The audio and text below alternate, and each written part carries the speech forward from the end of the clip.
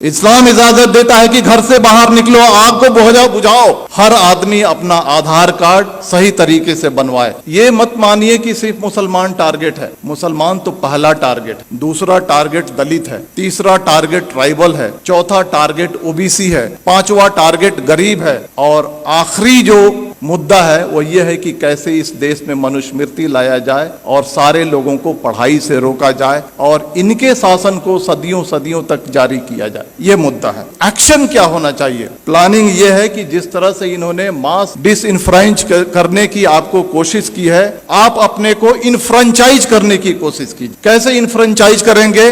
अपने सारे voting documents को प्रॉपर तरीके से सबसे पहले बनाइए। आज ही जा करके हर आदमी अपना आधार कार्ड, अपना इलेक्शन आइडेंटिटी कार्ड, बाकी सारे कार्ड्स सही तरीके से बनवाए। जो आदमी घर शिफ्ट करता है, शिफ्टिंग के बाद मैंने किताब लिखी है, उसमें कहा गया है कि अगर एक दलित और एक मुसलमान अगर अपने घर को शिफ्ट करता है तो उसके नाम को डिलीट कर दिया जाता है। आप जहां पर जाते हैं नए तरीके से अपने नाम को ऐड कीजिए। आपके मेल को फीमेल लिखा जाता है, आपके फोटो को चेंज कर दिया जाता है। बीजेपी के लोग फॉर्म नंबर 7 के थ्रू आपके वोटर आइडेंटिटी कार्ड को चैलेंज करते हैं। बिना इंक्वायरी के इलेक्शन कमीशन आपके वोटर आइडेंटिटी कार्ड को खत्म कर देता है। आप सजग नहीं है। सबसे पहले आप सजग होइए, सबसे पहले अपने कार्ड्स बनाइए। कार्ड्स बनाने के बाद जो वोटर लिस्ट है उसको उठाइए और देखिए कि महमूद आलम अगर लिखा हुआ है तो उसका स्पेलिंग सही है क्या? हम मेल हैं तो मेल है क्या? फीमेल हैं तो फीमेल है क्या? हमारा फोटोग्राफ है क्या? इन सारी चीजों को इंश्योर कीजिए और इंश्योर करने के बाद आप यूनाइट होइए। और यूनाइट होने के बाद जिस तरह से इलेक्टोरिकली ये सरकार आपके सर पे बैठी है, उसी तरह से इलेक्टोरिकली इस सरकार को उठा के फेंक दीजिए। जिन लोगों ने कहा था माइनॉरिटीज, मुस्लिम्स, क्रिश्चियन, सिख, बौद्ध, जैन, पारसी 19.6% है, लगभग 20% है। दलित 16.5% है, कितना हो गया? 36.5%। ट्राइबल 8.5% है, कितना हो गया? 45% हो गया। अगर सेकुलर जो हमारे ओबीसी हैं और सेकुलर जो हमारे अपर कास्ट हैं, अगर इनको मिला दिया जाए तो हमारी तादाद 60 के ऊपर जाती है। और अगर हम चाह लें प्रॉपर तरीके से यूनाइट हो जाएं, प्रॉपर तरीके से अज़्म कर लें, प्रॉपर तरीके से साइलेंट रिवॉल्यूशन के लिए अगर हम तैयार हो जाएं तो इस सरकार को हम इलेक्टोरिकली उखाड़ फेंक सकते हैं। और इसके लिए आपको तैयार होने की जरूरत। तो मेरे कहने का मतलब है कि दोस्तों, ये जो सारी चीजें जो आपके सामने फैक्ट्स हो रही हैं, ये हिंसा नहीं है, ये मणिपुर नहीं है, ये कश्मीर नहीं है, ये यूसीसी नहीं है, ये सीएए नहीं है। ये एक ही है कि आपको मास स्केल पे कैसे डिसइंफ्रेंचाइज किया जाए, वोट देने के अधिकार से आपको कैसे वंचित किया जाए। इस बात को समझिए, अपने वोटिंग राइट्स को समझिए। आपकी इस देश में कदर और कीमत क्यों है?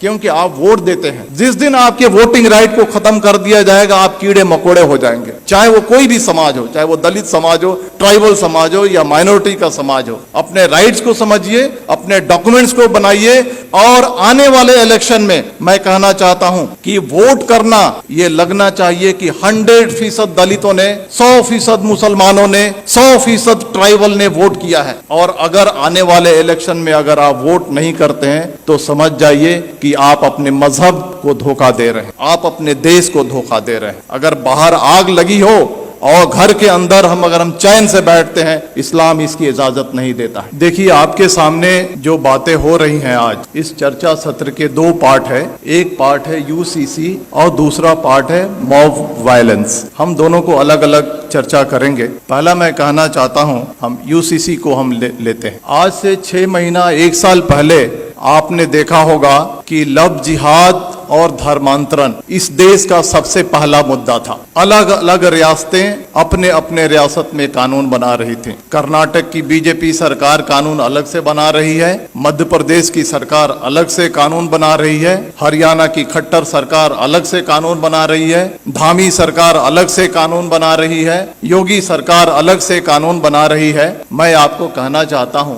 कि हिंदू, मुसलमान, सिख, ईसाई ये सारे राष्ट्रीय स्तर के मजहब हैं भारत में, अगर एक मजहब से धर्मांतरण करके अगर कोई दूसरे मजहब में जाता है, अगर सरकार को लगता है तो ये राष्ट्रीय समस्या होनी चाहिए, तो सरकार एक कानून बना करके इस समस्या को हल क्यों नहीं करती है? मल्टीपल स्टेट्स में मल्टीपल कानून क्यों बनते हैं? सरकार का मकसद है कि लव जिहाद और धर्मांतरण के जरिए जो हमारा जो सामाजिक स्पेस है उसको कम्युनलाइज किया जाए और जो इलेक्शन का जो माहौल है उसको पोलराइज किया जाए और पॉलिटिकल बेनिफिट उठाया जाए। तो बीजेपी का जो एजेंडा है, चाहे वो लव जिहाद हो, धर्मांतरण हो, या 2014 से लेकर के आज तक के जो भी फंडामेंटल चेंजेज आए हैं, ये पॉलिटिकल प्रोजेक्ट है। पॉलिटिकल प्रोजेक्ट किस लिए है? To gain political benefit. उसी तरह से यूसीसी आ रहा है। अगर सरकार को लगता है कि यूसीसी आनी चाहिए और राष्ट्रीय समस्या है, तो आसाम का चीफ मिनिस्टर हिमंता बिस्वा शर्मा क्यों कहता है कि हम पॉलीगेमी पे कानून बनाएंगे?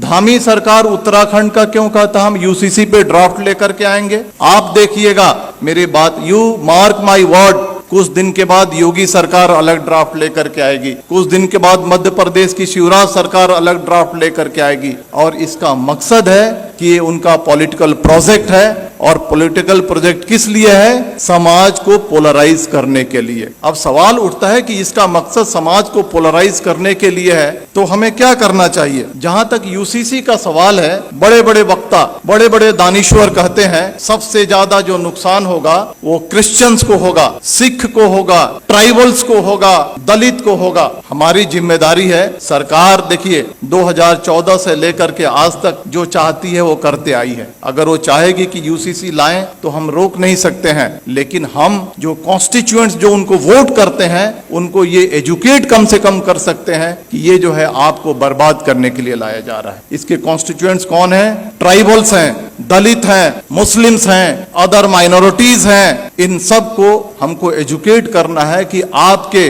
Different language, different culture, different रहन सहन आपके मजहब को बर्बाद करने के लिए लाया जा रहा है। और ये हिंदू कल्चर नहीं थोपा जा रहा है, ये brahmanical mindset, upper caste Hindu mentality को कमजोरों पे थोकने की ये साजिश है। इसके लिए हमको देश को आगाह करने की जरूरत है। अब आते हैं मॉब वायलेंस में, क्योंकि वो ज्यादा देश के सामने एक बड़ा समस्या है। आपने देखा होगा कि जब भी मॉब वायलेंस होता है तो इसके दो पार्ट हैं कि जो बातें रिपीट हो रही हैं उसको बोलने की जरूरत नहीं है। जो पेपर में आता है, जो सोशल मीडिया पे आता है, जो वक्ताओं ने कहा, it's a matter of record, उसको रिपीट करने की जरूरत नहीं। हम क्या नया रखते हैं उसका ज्यादा महत्व है। मॉब वायलेंस के दो पार्ट हैं, एक जो एक्चुअल जो विजिलेंटे ग्रुप और एक सरकार जो खामोशी से उसका सपोर्ट करती है। जो विजिलेंटे ग्रुप है, जो एक्चुअल क्राइम कमिट करता है, आज फ्रीली घूम रहा है, हथियार कलेक्ट कर रहा है, क्राइम कर रहा है, माइनॉरिटीज पे वार कर रहा है, और उसको कोई छेड़ने वाला, कोई अरेस्ट करने वाला नहीं है। दूसरा जो पार्ट है आज की सरकार कितनी भी मॉब लिंचिंग हो जाए, मणिपुर हो जाए, नू हो जाए, पुन्हाना हो जाए, झिरका हो जाए, ट्रेन में फायरिंग हो जाए, दंगे हो जाए, सरकार जबान नहीं खोलने वाली है। सरकार चुप है। सरकार इज मेंटेनिंग साइलेंस। और साइलेंस को क्या कहा जाता है? साइलेंस को, खामोशी को रजामंदी कहा जाता है। सरकार वायलेंस को रजामंदी दे रही है। सरकार रजामंद है कि वायलेंस किया जाए। इसके दो पार्ट हैं, जो विजिलेंटे ग्रुप हैं और जो सरकार है, इनके मोटिव में फर्क है। जो विजिलेंटे ग्रुप है उनका मोटिव है कि हम जो कमजोर हैं उन पे हमला कर रहे हैं, उनको सबक सिखा रहे हैं, उनको तकलीफ में डाल रहे हैं, और बहुत खुश हैं कि तारीख में इन्हें हमको सताया था। ये बात सही है या गलत, इसकी अलग चर्चा की विषय है, लेकिन इन्होंने हमें तारीख में हमको तकलीफ दी थी, आज हम इनको तकलीफ दे रहे हैं। वो खुश है, वो इलिटरेट, कम पढ़ा लिखा आदमी जो विजिलेंटे ग्रुप है खुश है। लेकिन जो सरकार, जो ऑर्गेनाइजेशन आरएसएस इस देश को चला रही है, उनका जो एजेंडा है वो एजेंडा बिल्कुल ही अलग है। वो एजेंडा है मास डिसइनफ्रेंचाइजमेंट की, यानी मास स्केल पे आपको वोट देने से वंचित किया जाए। इसको मैं समझाऊंगा, आप मुत्तफिक नहीं होंगे मेरी बातों से, लेकिन मैं समझाऊंगा। 19वीं सदी में सदर्न अमेरिका में Jim Crow system of mass disenfranchisement लागू किया गया था। कोर्ट ने भी इसकी इजाजत दी थी। यह क्या है कि छोटे मोटे क्राइम में आपको पनिशमेंट हो जाए, किसी तरह की आपने अनुशासनहीनता कर दी, किसी तरह से आपने अपने लाइफ को थोड़ा सा डेविएट कर लिया, इन सारे मुद्दों पे आपको वोट देने की राइट को छीन लिया जाएगा। This is the Jim Crow system of mass disenfranchisement. वही सिस्टम सरकार धीरे धीरे इस देश में लागू करना चाहती है। चाहे वो कश्मीर का मुद्दा हो, चाहे वो मणिपुर का मुद्दा हो, चाहे वो बुलडोजर का मुद्दा हो, चाहे वो CAA का मुद्दा हो, चाहे वो UCC का मुद्दा हो, ये 5 चीजें मैंने आपके सामने रखी हैं। ये पांचों जो मुद्दे हैं, these are basically hidden agenda of mass disenfranchisement। कैसे कश्मीर से 370 हटाया गया, मोटिव ये है, उद्देश्य ये है कि वहां के पॉपुलेशन को ऑल्टर किया जाए, डेमोग्राफी को ऑल्टर किया जाए। जो मुसलमान चीफ मिनिस्टर बनता है उसको हटा करके अपर कास्ट बनिया या ब्राह्मण या राजपूत वहां पे चीफ मिनिस्टर बैठाया जाए। मणिपुर का जो मामला है, मणिपुर के मामले को हद से ज्यादा तूल इसलिए दिया जा रहा है, सरकार खामोश है, कि वहां के डेमोग्राफी को चेंज किया जाए और वहां के जो लोग हैं जो वोट करते हैं उनको रोका जाए और बीजेपी के रास्ते को साफ किया जाए। बुलडोजर जो चलाया जाता है, बुलडोजर चलाने के बाद आपका घर खत्म हो जाता है, आपकी पहचान खत्म हो जाती है, आप अपना वोटर ID कार्ड नहीं बना सकते हैं, आप बहुत सारी चीजों से वंचित हो जाते हैं। आप ये जो बुलडोजर चलाया जा रहा है, it's a part of disenfranchisement. CAA जो आया था, आपने देखा ना कि NRC करेंगे, फिर CAA को लागू करेंगे, करोड़ों करोड़ों की तादाद में मुसलमानों को डिसइंफ्रेंच करने की ये साजिश थी। UCC जो लाया जा रहा है, छोटे छोटे सिविल मैटर्स को कैसे उसको पनिश करके और उस पनिशमेंट को आधार बना करके आपके वोटिंग राइट्स को छीना जाएगा। आज आपने देखा ना, एक डिफेमेशन केस को आधार बना करके एक राष्ट्रीय पार्टी के बड़े नेता के जब उसके सदस्यता को खत्म किया जा रहा, छीना जा रहा है, तो आपकी वोटिंग राइट्स कोई बड़ी चीज नहीं है। तो ये जो चीजें जो हमारे सामने हो रही हैं, ये आपके वोटिंग राइट्स को खत्म करने की है। लेकिन बहुत अफसोस की बात है कि ठीक है, बीजेपी के रियासतों में ये हो रहा है, लेकिन कांग्रेस रूल्ड स्टेट्स हैं, रीजनल पार्टी रूल्ड स्टेट्स हैं, OBC बेस की जो पार्टियां हैं वो सरकार में है, जैसे बिहार है वहां पे हैं। लेकिन जब ये कम्युनल एलिमेंट्स कमजोरों पे, दलितों पे, मुसलमानों पे, अदर माइनॉरिटीज पे, ट्राइबल्स पे अत्याचार करती हैं, तो वैसी कार्रवाई नहीं करती हैं जैसी होनी चाहिए। ये बहुत अफसोस की बात। आग बुझाने का यही तरीका है कि अपने अधिकार को समझो। ये नहीं कि हम तफरीह पे निकल गए, ये नहीं कि हम बिहार के हैं तो हम बॉम्बे में हैं तो हम वोट नहीं करेंगे। 10-10 हजार रुपए खर्च करो, फ्लाइट से जाओ, 1 महीना की तनख्वाह को अपने खर्च करो, लेकिन जहां पे तुम्हारा वोट है वहां पर जाकर के 100% ऐसा रिकॉर्ड होना चाहिए, हिस्ट्री में ये बात आनी चाहिए कि आने वाले इलेक्शन में जितने जो कमजोर तबके थे भारत के, उन्होंने 100% वोटिंग की, और तभी जाकर के ये देश बचेगा। इतनी ही बात करके मैं अपनी बात खत्म करता हूं। धन्यवाद। जय भारत, जय Hind. Thank you very much.